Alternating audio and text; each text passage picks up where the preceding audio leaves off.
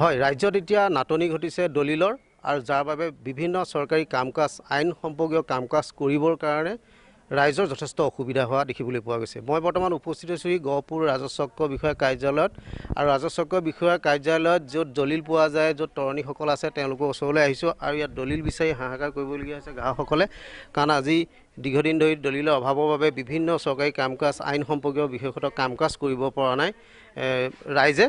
আৰু মই এগৰাকী তৰণী ওচৰলৈ আহিম, সুধিম এই দলিলৰ যে অভাৱ হৈছে কেনেকুৱা সমস্যা হৈছে। দলিলৰ অভাৱ হোৱাৰ কাৰণে আমাৰ বিভিন্ন ধৰণৰ অসুবিধাৰ সন্মুখীন হৈছে, কাৰণ আমাৰ ওচৰলৈ কাম কৰিবলৈ বিভিন্ন ধৰণৰ মানুহ আহিছে, আমি সিহঁতৰ কাম কাজ কৰি দিব পৰা নাই। আমি পিটিশ্যন ৰাইটাৰ কৰি আছোঁ ইয়াতে, দলিল চলিৰ অভাৱ হোৱাৰ কাৰণে আমাৰোতো যথেষ্ট অসুবিধা হৈছে, কাৰণ আমি কাম কৰি দিব পৰা নাই বিশেষকৈ ৰাইজক।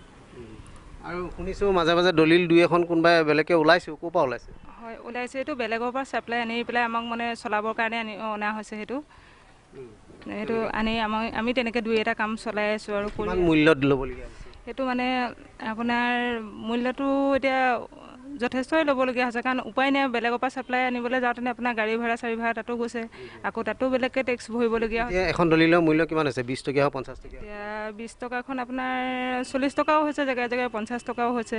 বেলেগৰ পৰা চাপ্লাই দিয়াৰ কাৰণে এনেকুৱা ধৰণৰ অসুবিধাৰ সন্মুখীন হৈছে। আৰু এনেই 200-300 এনেকুৱা পৰ্যায় পাইছেগৈ?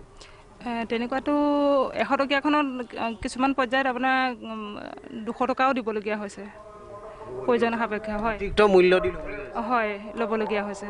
আৰু এগৰাকী তৰণী ওচৰলৈ আহিছোঁ, অতিৰিক্ত মূল্য দি ল'বলগীয়া হৈছে। আচলতে মই তৰণী নহয়, মই ভেণ্ডৰে। মই আচলতে আমি ছাপ্লাই পোৱা নাই, মানে ট্ৰেজাৰীৰ পৰা আমাক একো ছাপ্লাই দিয়া নাই, আজি 2 মাহ হ'ব হ'ল আৰু।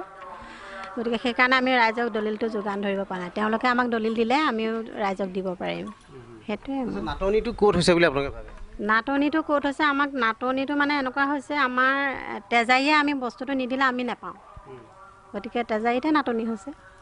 মানে প্ৰতিদিনে যথেষ্ট সংখ্যক গ্ৰাহক আহে? হয়, হয়, গ্ৰাহকৰ বহুত কষ্ট হৈছে, বিশেষকৈ আমাৰো হৈছে। আমি যোগান ধৰিব পৰা নাই, আমাৰ আশাতে তেওঁলোক আহে। এতিয়া আমি ট্ৰেজাৰীটোৰ ওপৰতে আমিও আশা কৰোঁ, গতিকে ট্ৰেজাৰীয়ে বস্তু নিদিলে আমি নাপাওঁ। নিশ্চয়। আৰু এগৰাকী গ্ৰাহক পাইছোঁ, কথা পাতিম, গ্ৰাহকৰ ওচৰলৈ আহিছোঁ। আপুনি দলিল বিচাৰি আহিছিলে? দলিল বিচাৰিব আহিছোঁ, দলিল পোৱা নাই। পোৱা নাই? কিহৰ বাবে দলিল লাগে? এই আমাৰ ছোৱালী এজনী পলাই গৈছে, তাৰ কাৰণে দলিল কৰিম, মানে কাগজ। মাটি বাৰী কামত অহা নাই।